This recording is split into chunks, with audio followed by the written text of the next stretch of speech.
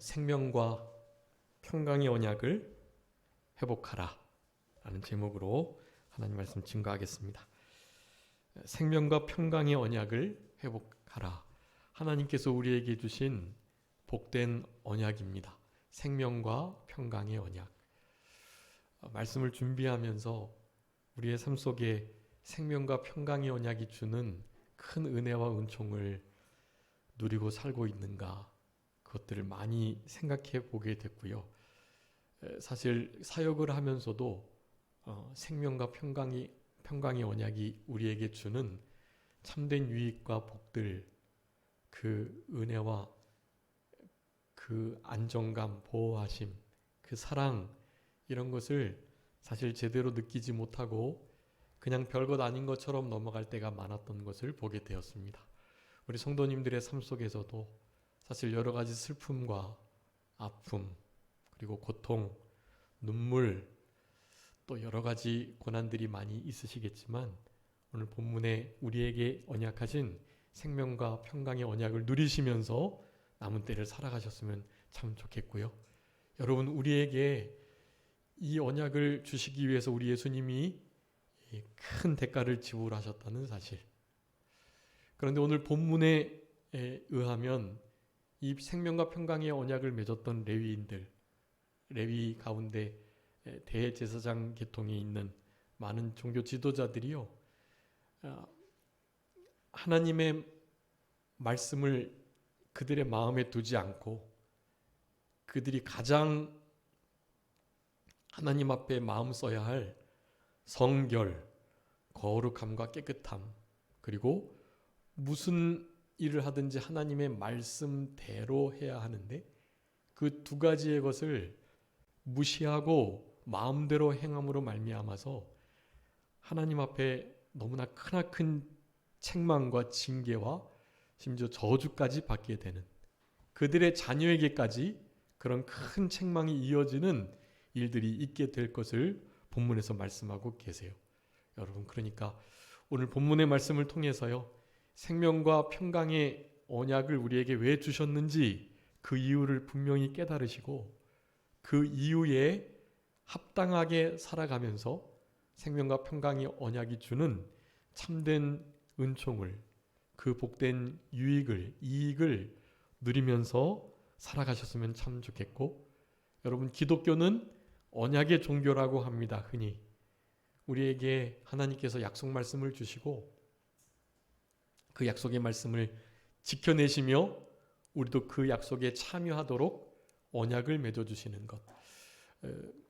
먼저 언약과 약속을 좀 구분하셔야 되는데요. 약속은 사실 좀 일방적인 거예요. 하나님 우리에게 약속을 그냥 주시는 거예요. 근데 언약은 쌍방간에 맺으시는 거예요. 쌍방간에. 우리가 언약에 참여할 자가 아닌데 우리를 언약에 합당한 자로 만들어 쓰시면서 감히 하나님과 우리가 약속을 맺을 수 없는 자들인데 우리에게 언약을 허락해 주시는 분이시라는 거예요. 그러니까 언약이라는 것은 우리의 책임이 있는 면을 가리키는 것입니다. 그 언약은 조건적이에요. 그래서 항상 하나님께서 너희를 레위인, 나실인 삼고 제사장 역할을 하면서 일반 백성들과 나 사이에 너가 중재가 되어서 그들의 죄를 해결해주고, 비록 동물의 피를 흘려서 그들의 죄를 없이 하는 것이긴 하지만 그것은 오실 그리스도를 예표하는 것이고, 너가 그들의 죄를 사하기로 선포하면 내가 그들의 죄를 사하겠다라는 정말 복된 자리에 이 레위인들을 불러주셨단 말이에요. 그런데 그 크나큰 특권을 가지고도 사실 이 땅에서 이스라엘 백성들의 지도자들인 그 레위인들이 이 생명과 평강의 언약을 누리지 못하고 사실 특권만 누리려고 하면서 타락하고 결국 성결하지 못하고 말씀대로 살아가지 못하는 그런 일들로 말미암아서 아주 크나큰 징계를 받게 되는 그 장면을 우리에게 말씀해 주고 계시는 것입니다. 그래서 지금 이 시대에 레위인이 누구인지에 대해서, 그리고 이 언약을 누구와 세웠는지에 대해서 여러분 다시 한번 분명히 하시면서, 그리고 그 언약을 우리에게 주신 이유, 그리고 그 이유를 분명히 깨닫고 그 이유를 우리의 삶으로 살아내면서 생명과 평강의 언약이 우리의 신비에 새겨지고 그것을 누리면서 살아가셨으면 참 좋겠습니다. 지금은 이 죽음의 문제가 가장 큰, 사실 언제나 그랬죠. 그렇기 때문에 우리에게 생명을 주신다라는 것이 전 인류에게 가장 큰 복음, 가장 복된 소식이 되는 거예요. 그 어두움 가운데 있는 이들에게 죽음의 문제를 해결했다라는 이 명확한 진리, 이 복음을 우리는 전해야 할 의무가 있는 것이, 우리가 먼저 생명 살고 영생을 누리고 우리 주님 안에서 하나님의 말씀 속에서 예수 그리스도의 그 보혈의 충만한 역사 가운데, 오순절 보혜사 성령님의 진리 가운데, 인도하심 가운데 늘 살아가면서 이 생명 누릴 수 있고요. 또 평강, 두말할 나위 없죠. 이 시대는 앞으로 어떤 일이 일어날지 모르는 불안한 시대 속에 살고 있어요. 그냥 불확실한 것이 너무나 확실한 시대예요. 그런 가운데 여러분, 진짜 우리에게 안정감을 주고 참된 평화를 줄 수 있는 유일한 진리, 그것이 예수 그리스도의 이 구속 진리이다. 예수님을 믿어야만 이 불안한 시대 속에서 참된 평안을 누리며 살아갈 수 있다는 것을 여러분 주변 분들에게 전해주셔야 돼요. 주변 분들은 물론 돈이 많으셔가지고 우리보다 훨씬 더 안락하고 평안한 삶을 살아갈 수 있어요. 그런 이들에게 이런 일련의 평강을 말한다고 해도 내가 너보다 더 평안하게 살고 있어 라고 말할 수 있죠. 그렇지만 그들은 알아요. 그 많은 재물들을 어떻게 해야 하나 하는 것 때문에 사실 제대로 잠을 이루지 못해요. 그들은요. 여러분, 우리가 큰 재물을 못 가지고 있어 봤잖아요. 여러분, 그 재물 가지고 있으면 결코 편안한 잠을 잘 수 없어요. 네, 이제 믿는 부자들은 그 모든 것을 주님께 맡기니까 믿는 부자들은 평안히 잘 수 있어요. 저도 믿음으로 살아가고 믿음으로 살고 싶고 또 그렇게 힘쓰는데요. 재물을 안 주시네요. 재물 때문에 걱정할까 봐 재물을 안 주시는 것 같아요. 하나님만 의지하라고. 사실 대부분의 크리스찬들은 그렇습니다. 그 재물이 사실 하나님의 위치에 올라와 있는 시대이기 때문에요. 재물과 하나님을 겸하여 섬길 수 있는 가능성이 아주 높기 때문에 하나님께서 일부러 그렇게 해주시는 거예요. 우리는 너무 부하려고 하지 말고요. 또 너무 가난해서 막 하나님을 원망하면 안 되죠. 또 너무 부해가지고 하나님을 모른다고 하면 또 안 되는 거예요. 하나님은 항상 우리에게 적당한 것 주신다. 여러분, 우리에게 주신 아내와 남편, 또 자녀, 나의 직장, 내가 하는 사업, 그리고 나의 현재의 상태, 여러분 이런 거 하나님이 가장 적당하게 주셨다라고 생각하시면서 살아가셔야 돼요. 그래서 자족하시고 주님 안에서 만족하시면서 그 모든 상황 속에서 하나님의 뜻을 이루고 구원을 이루는 것을, 그 모든 것들을 사용해서 구원을 이루어 가시면서 그렇게 기쁘고 즐겁게 행복하게 살아가시면 돼요. 여러 가지 시험이 있을 때는 도리어 더 기뻐하라고 말씀하셨어요. 그러니까 우리는 양통신앙입니다. 어떠한 일을 당해도 괜찮아요. 가난해도 좋고 부해도 좋고 일체의 비결을 배우면 되는 거거든요. 죽어도 좋고 살아도 좋고 우리는 그런 신앙을 가지시고 살아가셔야 되겠고, 아무쪼록 생명과 평강의 이 언약 우리가 먼저 잘 누리셔야 되겠고, 이것을 아직도 참된 영원한 생명과 세상이 줄 수 없고 빼앗을 수 없고 알 수조차 없는 참된 그 평안을 누리지 못하는 여러분 여러분 주위의 불신 영혼들에게 꼭 이 복음을 전해 주셨으면 좋겠어요.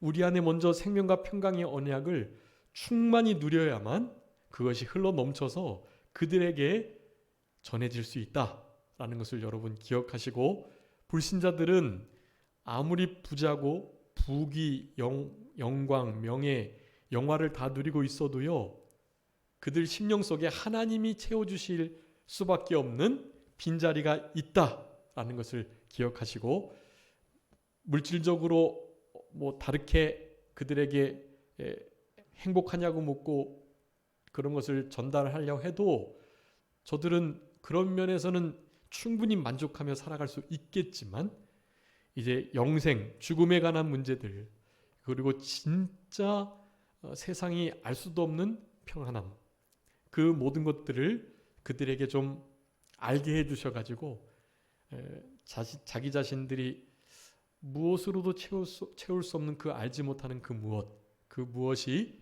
바로 하나님만이 채우실 수 있는 빈자리다라는 것을 그들에게 잘 알려주시면서요, 우리가 먼저 생명과 평강의 언약을 누리면서 그 언약을 맺어주신 이유를 실천해 내시면서 남은 때를 살아가시는 우리들이 되었으면 좋겠습니다. 여러분, 오늘 본문의 2장 1절 말씀에 보면 제사장들아 이제 너희에게 이같이 명령한다 라고 말씀하세요. 명령하고 계시는데요, 그 명령의 핵심이 오늘 본문에서 우리가 다루게 될 생명과 평강의 그 언약을 주셨는데도 불구하고 그 언약을 지켜내지 못하고 그 언약을 받은 자답게 살아가지 못하는 특별히 지도자들, 레위인들, 제사장들에게 명령하고 계시는 거예요. 우리에게 하시는 명령인 줄 알고, 이때 당시에 이제 포로에서 해방돼서 바벨론 포로에서 돌아와서 성전과 성벽을 다 건축하고요, 이제는 진짜 제대로 믿음으로 살아가면 될 만한 때인데, 하나님께서 주신 그 은혜가 신앙의 타락으로 이어졌습니다. 그래서 더 이상 그렇게 믿음으로 생활하려고 하지 않는 시대가 된 거예요. 평안한 시대가 된 거예요. 적들의 공격도 많이 무뎌지고 내부적으로 해야 할 일들을 완성시키고 하니까 이제는 그럭저럭 살아가게 되는 거예요.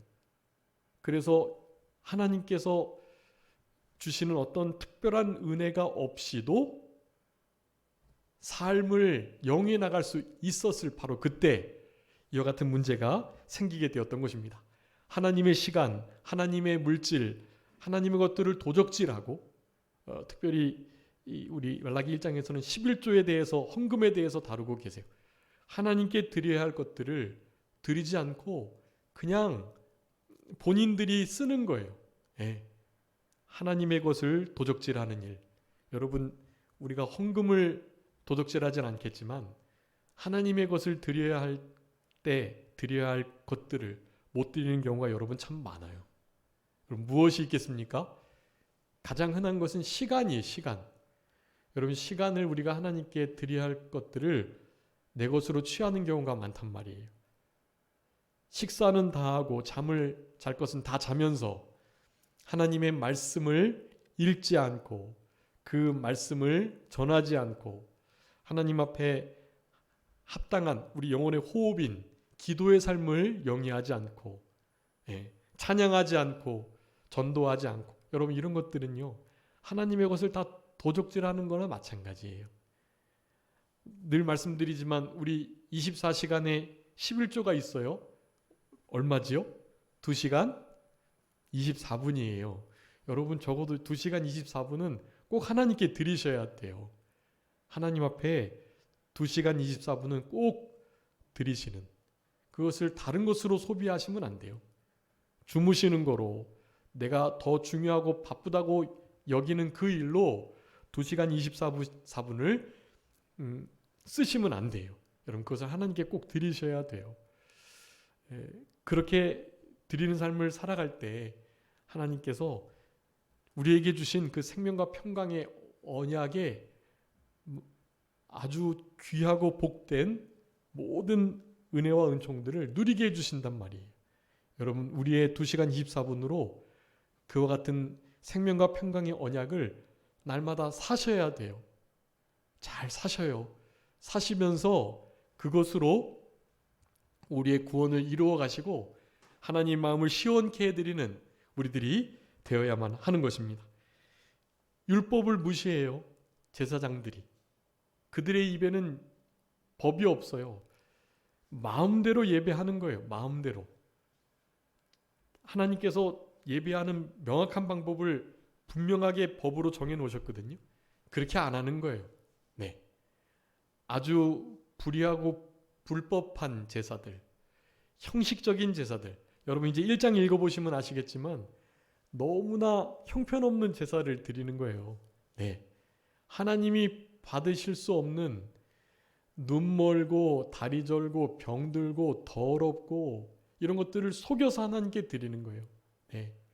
그리고 당연히 경외함이 없는 제사를 드려요. 경외함. 하나님을 아버지라 부르면서 사랑하고 존경하지 않고 하나님을 나의 주인이라고 부르면서 주님을 두려워하지 않아요. 경외함이 없는 제사, 또한 흠 있는 제사, 형식적이고 하나님의 말씀의 법에 맞지 않는 불법한 제사. 여러분 이런 제사를 이스라엘 백성들이 드리는 거예요. 1장을 읽어보시면 그게 나와요. 율법을 무시하는. 여러분 그것은 백성들의 죄가 잘못이 아니에요. 그것은 지도자들, 레위인들, 제사장의 잘못입니다. 그래서 제사장들을 지금 책망하고 계시는 거예요. 근데 지금 이제 말씀드리겠지만 우리가 제사장들이 이 시대에 성도님들께서 일반 이스라엘 백성들, 평범한 이스라엘 백성들이 아니고요. 우리 성도님들이 대제사장들, 왕같은 제사장들이세요. 그렇기 때문에 우리에게 하는 명령, 우리에게 하시는 책망으로 들으셔야만 합니다. 물론 실제적으로 종교적 지도자 역할을 하는 그 위치에 있는 전임 사역자들, 목회자들이 더 가슴 아프게 받아야 할 책망이죠. 그런데 우리 모두가 그러하다는 것을 기억하시면서 그러니까 하나님의 말씀이 무너져 있고 또 하나님께 드려야 할 것들을 드리지 않는 이런 상태 속에 이제는 영적 무감각까지 이어져 가지고요. 오늘 본문과 같은 하나님의 준엄하신 책망과 저주가 임하게 된 거다라는 것을 여러분 기억하시면서요. 오늘 본문의 말씀을 통해서 생명과 평강의 언약을 회복하기 위해서 두 가지를 명확하게 해야 되겠습니다. 첫 번째는요. 레위와 세우신 여호와의 언약인 것을 먼저 기억해야 합니다. 이 생명과 평강의 언약을 회복하기 위해서는요. 이 언약을 누구와 맺었는가 그것을 아는 것이 중요해요. 누구와 맺었다고요? 레위인과 맺었다는 거예요. 여러분 지금 우리가 레위인들이에요. 우리들이 신약의 나실인이고 우리가 왕같은 제사장. 한번 읽어주세요. 베드로전서 2장 9절 우리가 잘 아는 말씀인데요. 베드로전서 2장 9절 말씀입니다. 그러나 너희는 택하신 족속이요 왕같은 제사장들이요 거룩한 나라요 그의 소유가 된 백성이니 이는 너희를 어두운 데서 불러내어 그의 기이한 빛에 들어가게 하신 이의 아름다운 덕을 선포하게 하려 하심이라. 아멘. 여러분 우리는 택하신 족속, 왕같은 제사장, 거룩한 나라, 그의 소유된 백성. 네, 너무나 명확한 우리의 정체성, 아이덴티티예요. 여러분 이거 기억하셔야 돼요. 우리는 하나님께서 빼내시고 특별하게 부르신 택하신 족속들이라는 거예요. 왕같은 제사장, 거룩한 나라, 하나님의 특별한 아주 특별한 소유된 자들이에요. 우리가 우리 자신이 우리의 것이 아니라는 것을 말하는 거예요. 여러분 이런 우리들 바로 우리들과 세우신 언약이 바로 생명과 평강의 언약이다라는 거예요. 여러분의 삶 속에 참된 평강 그리고 생명의 풍성함 없으시면 안 돼요. 그것은 목회자들하고만 세우신 게 아니에요. 우리 성도님들하고 세우신 바로 그 언약이라는 사실을 잊지 않으셔야 됩니다. 그래서 그 레위와 세운 언약이라는 사실이 신약 시대에 우리가 다 레위인이라는 나시린이라는 아주 중요한 깨달음을 가지시고 이제 관계없는 것이 아니라 바로 나와 맺으셨다라는 것을 기억하시면서 이 레위와 언약을 세우셨는데 여러분 어떤 언약이라는 거예요? 생명과 평강의 언약. 레위인이 어떻게 할 때 생명과 평강이 임하게 될까요? 처음 말씀드렸던 거예요. 여러분 레위인은 이스라엘 백성들을 대표해서 하나님께 제사를 대신 드려주는 사람인데 여러분 그 사람이 거룩하지 못하다면 깨끗하지 못하다면 되겠어요? 안 되겠어요? 결코 안 되죠. 그런 제사를 받을 수가 없어요. 그 백성은 나름 회개하는 마음으로 청결한 마음 자세를 가지고 왔는데 도리어 그 제사를 시행해야 할 제사장이 거룩한 생활을 하지 못하고 깨끗하지 못한 상태에 있다면 제사를 안 받으시는 거예요. 여러분 그러니까 우리가 그와 같은 대표격 있다는 생각을 가지시고 우리 때문에 하나님 앞에 드려지는 예배가 하나님이 흠양하지 아니하실 수 있는 예배가 될 수도 있다라는 생각을 가지시고 여러분 철저하게 이 거룩함, 깨끗함을 즉 성결함을 유지하시고 그것을 추구하셔야만 하는 거예요. 여러분 거룩하지 못하고 깨끗하지 못하면 하나님 앞에 설 수 없어요. 예수 그리스도의 보혈을 가지고 쓰는 거긴 한데요. 예수 그리스도의 보혈을 우리가 하나님 앞에 들이밀 수 있도록 우리의 심령이 깨끗해져야만 하는 거예요.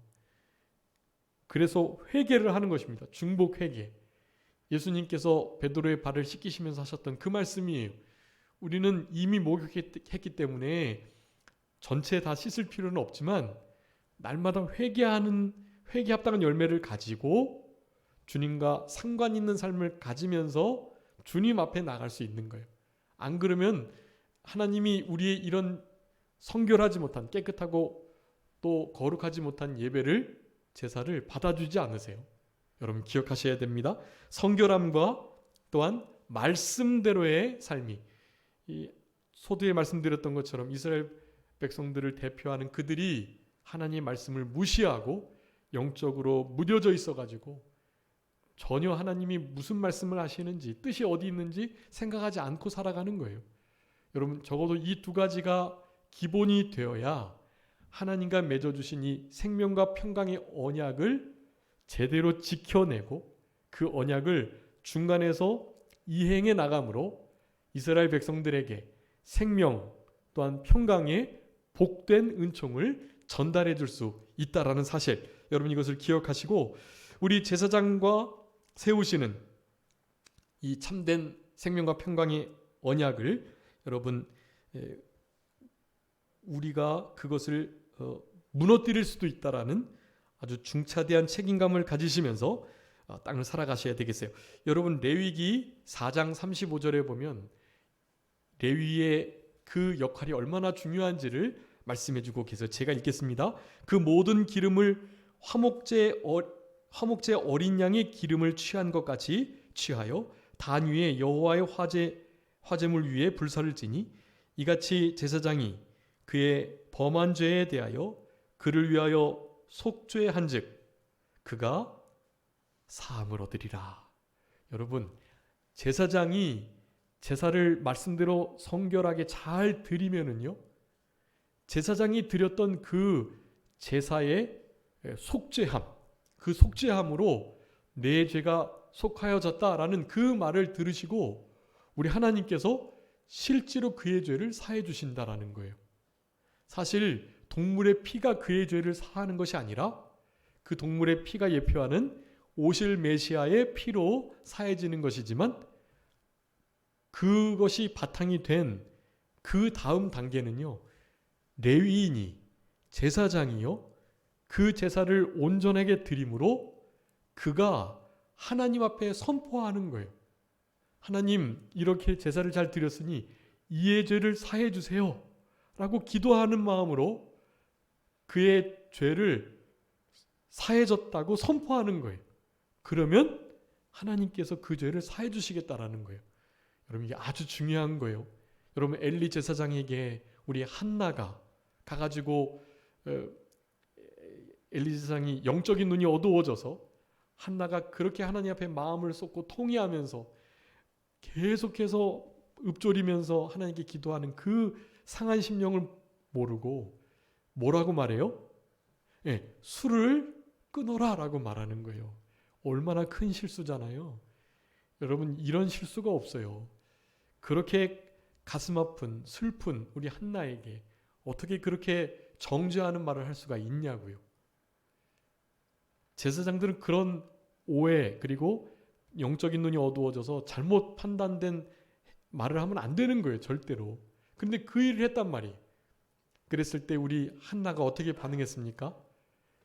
그를 향하여 참된 하나님의 종의 대접을 하면서 자신을 여종으로 낮추면서 나는 술을 먹는 사람이 아니라는, 그리고 간절하게 나의 심정을 하나님께 통했을 뿐이라는 그런 아주 애달른 애타는 심정으로 엘리 제사장에게 말을 한 거예요. 다르게 대항하지 않고요.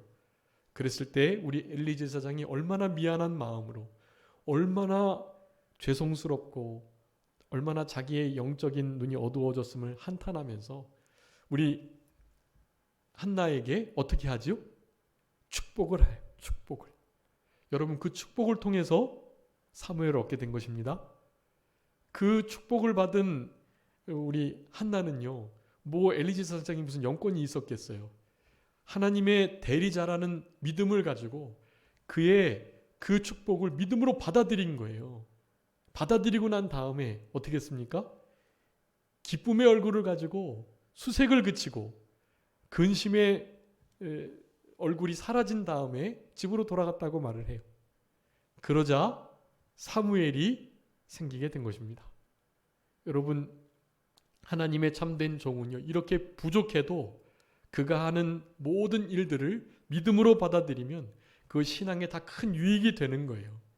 여러분 우리도 부족한 제사장들이에요. 다 부족한 레위인들이란 말이죠.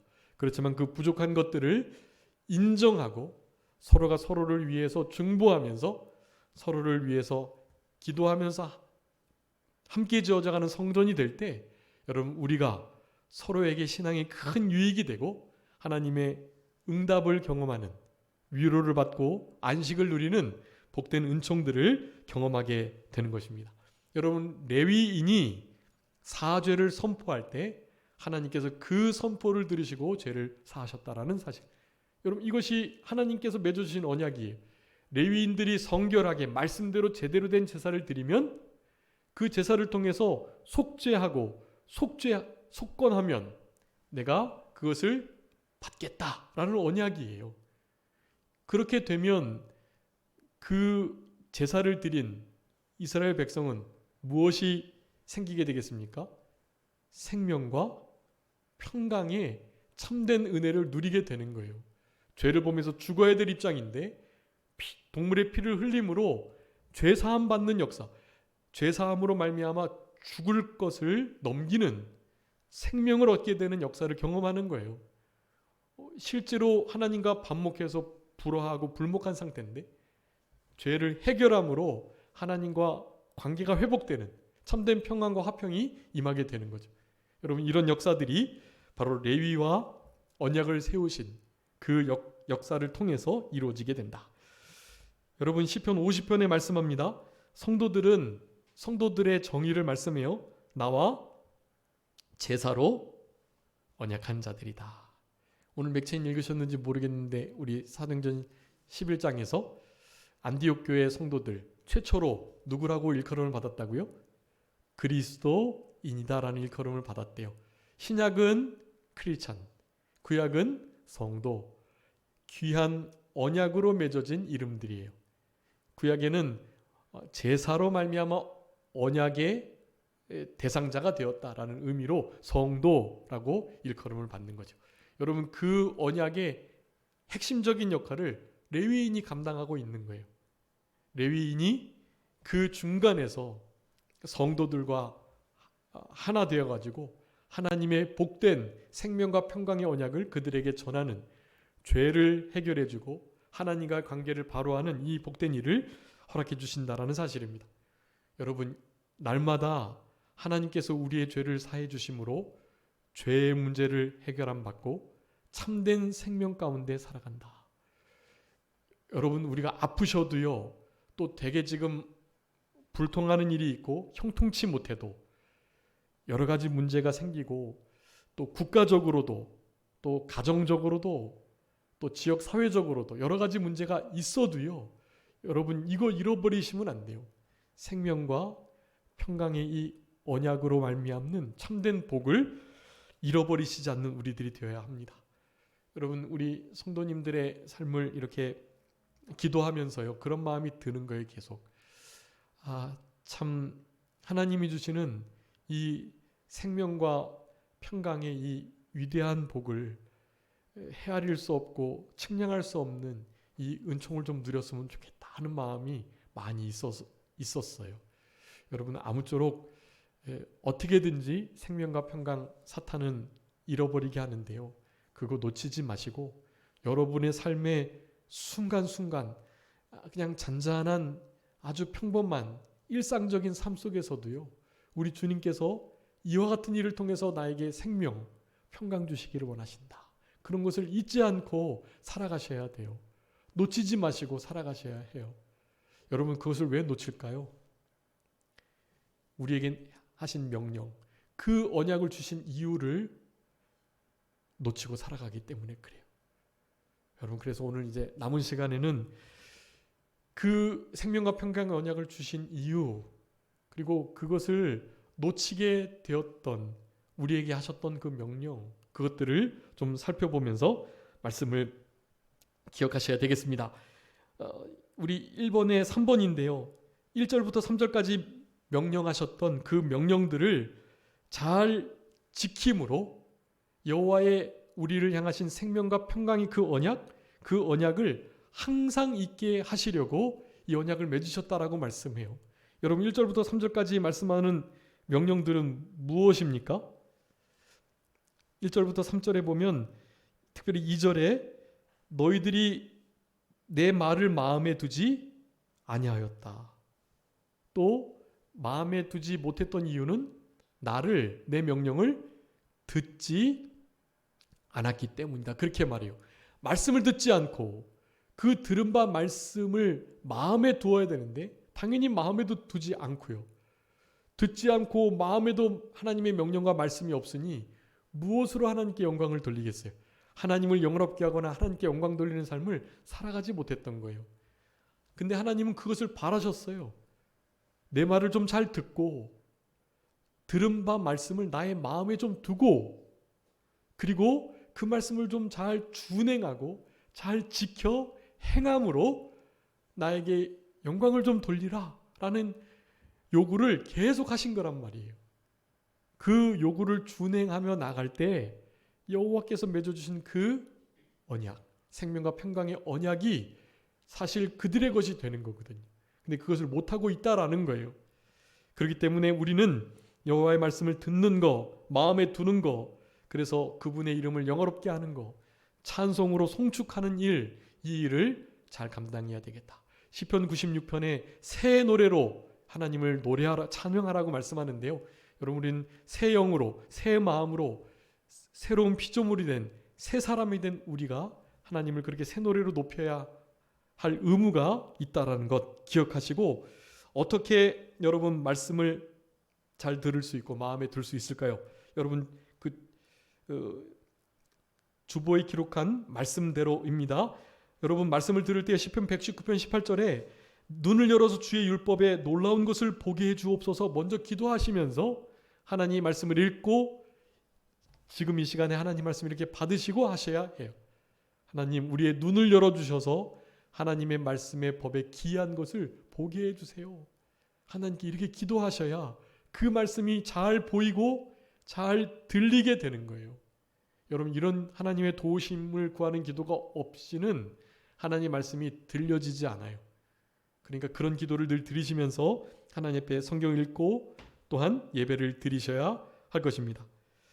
에스겔 3장 10절에 보면 이렇게 말씀해요. 인자야, 내가 내게 이른 이 모든 말을 너는 마음으로 받고 귀로 들으라 라고 말씀해요. 여러분, 귀로 듣는 것이 우선이 아니라 마음으로 받는 것이 먼저예요. 너는 내가 하는 이 모든 말을 너의 마음으로 받고 그리고 귀로 듣고. 여러분, 우리의 심령으로 우리의 마음밭을 옥토와 같이 잘 경작하고 기경하셔서 하나님 말씀을 들으셔야 해요. 여러분, 그런 자들이 있었죠? 여러분, 우리 데살로니가전서 2장 13절에 말씀합니다. 우리 데살로니가 교회의 성도들은요, 우리에게 들은 바 하나님의 말씀을 받을 때 사람의 말로 아니하고 하나님의 말씀으로 받았다라고 말해요. 우리가 하나님 말씀을 그냥 전달하는데 전달하는 전달자의 말로 받는 게 아니라 그것을 하나님이 우리에게 직접 하시는 말씀으로 데살로니가 교회는 들었다는 거예요. 그런데 문제는요, 사도행전 17장 11절에 보면 우리 베레아 사람들, 여러분, 베레아 사람들은요 이 데살로니가 사람들보다 더 열린 마음, 신사적인 마음으로 말씀을 받았대요. 베레아 사람들은 데살로니가에 있는 사람보다 더 신사적이어서 간절한 마음으로 말씀을 받고 말씀이 그러한가요? 그 말씀을 날마다 상고했다라고 말해요. 여러분, 데살로니가 교회 성도들도 참 좋은 마음밭으로 말씀을 받았는데요, 베레아 사람들은요 더 좋은 마음. 무슨 마음이에요? 더 신사적. 신사적은 원문에 의하면 열린 마음, 그런 거거든요. 열린 마음으로 말씀을 받고 어떻게 말씀을 받았다고요? 간절하게, 간절한 마음으로 말씀을 받았다라는 거예요. 여러분, 우리도 데살로니가 베레아 교회 성도와 같은 마음으로 하나님 말씀을 받아야 하는 것입니다. 그러면서 우리 사도행전 10장에 우리 고넬료 그 사건을 이렇게 두면서요, 이 고넬료가 우리 베드로를 초청하면서 그렇게 말해요. 우리가 다 하나님 앞에 있습니다. 네, 베드로를 초청해 놓고 하나님 앞에 있다고 말해요. 여러분, 이것이 하나님이 기뻐하시는, 그리고 실제로 하나님의 말씀을 제대로 듣고 마음에 둘 수 있는, 하나님이 영광을 받으시는 심령의 태도입니다. 하나님 앞에 있습니다. 베드로를 모셔놓고 우리 모두가, 일가 친척들이, 친구들이 지금 하나님 앞에 있습니다 라고 말을 하는 거예요. 여러분, 이런 마음으로 말씀을 받을 때 그 말씀이 우리 신비에 잘 새겨지겠다. 누가복음 8장 15절입니다. 좋은 땅에 있다는 것은 착하고 좋은 마음으로 말씀을 듣고 지키어 인내로 결실하는 것이다. 여러분, 좋은 마음으로 하나님 말씀을 받으셔야 해요. 여러분, 이런 말씀으로 하나님의 말씀을 잘 들으시고 받으시고 그 받은 말씀을 순종해 나감으로 하나님께 영광을 돌리시는 우리들이 되어야 되겠고, 여러분, 이것을 제대로 감당하시면은요, 생명과 언약, 생명과 평강의 그 언약이 실제로 우리의 것이 되는 거예요. 그리고 거기에서 얻어지는 말할 수 없는 유익을 누리게 되어 있습니다. 그냥 말 자체도 그래요. 여러분, 이렇게 하나님 명령을 준행하면요, 생명 주시고 평강을 주세요. 생명과 평강은 여기서부터만 나오는 거예요. 다른 것으로부터 생명과 평강이 얻어지는 게 아니에요. 여러분, 세상은 우리를 속입니다. 다른 것으로도 생명 연장할 수 있고 다른 것으로 충분히 안정감 누리고 평안할 수 있다라고 말해요. 그렇지만 주님의 이것과는 달라요. 주님께서 우리와 맺어주신 생명과 평강의 언약으로부터 오는 그 참된 영생의 소망과 그리고 진짜 평강, 세상이 줄 수도 알 수도 빼앗을 수도 없는 그 우리 주님의 평강, 그 평강을 정말로 누리게 될 수 있는 것입니다. 그래서 주신 이유 4가지입니다. 여러분, 주님께서 우리에게 생명과 평강의 언약을 맺어주신 이유가 있어요. 그것은 첫 번째, 여호와를 경외하게 하시려고 이것을 주신 거예요. 여러분, 여호와를 경외함이 없기 때문에 사실 생명과 평강의 언약을 우리가 누리지 못하는 거예요. 여러분, 우리 한 해 표가 여호와 경외하는 것을 어떻게 해요? 즐거움으로 삼자인데요. 여러분, 즐거움을 누리지 못하는 것이 문제가 아니고 이 경외함이 없으면은요, 생명과 평강의 참된 은혜와 복을 누리지 못해요. 막 즐겁지는 못해도요, 그래도 우리에게 주시는 생명 속의 안정감, 그리고 참된 평안과 안식, 그것은 누려야 되잖아요. 근데 믿는 이들도 그걸 못 누리고 살아가고 있어요. 지금 요즘은요. 여러분, 하나님을 경외하는 바로 그 신앙으로 생명과 평강의 언약의 참된 유익을 누릴 수 있다. 여러분, 우리가 많이 인용했던 말씀인데요. 예레미야 32장의 말씀이에요. 우리 주님께서 우리에게 복 주시기 위해서 우리를 떠나지 아니하겠다 하시는 영원한 언약, 그 언약을 맺어주셨어요. 그 언약이 내내 같은 언약이에요. 그 언약을 주시기 위해서 우리에게 경외하는 마음을 두셨다고 말씀했죠. 그 경외하는 말씀을 주시기 위해서 우리에게 이와 같은 복을 주시면서 내가 너희들을 떠나지 않겠다 하시는 그 일을 실제로 이루신다고 말씀해주고 계시는 거예요. 여러분, 이런 하나님의 노력에도 불구하고 우리는 늘 주님을 떠나려고 하고 주님을 경외하려는 마음을 일절 갖지 못하고 살아가는 거예요.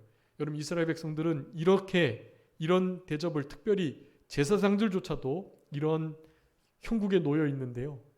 하나님을 두려워하거나 그분을 진짜 존경하고 사랑하는 마음이 없는 상태에 있었기 때문에 이런 징계와 책망을 받을 수밖에 없었다라는 사실입니다. 여러분, 이제 입에 진리의 법이 있게 하시고 화평과 정직함으로 여호와와 동행하게 하시고 마지막 많은 사람들을 돌이켜서 죄악을 떠나게 하시는 이 일을 주시려고 우리에게 생명과 평강을 언약을 맺어 주셨는데요.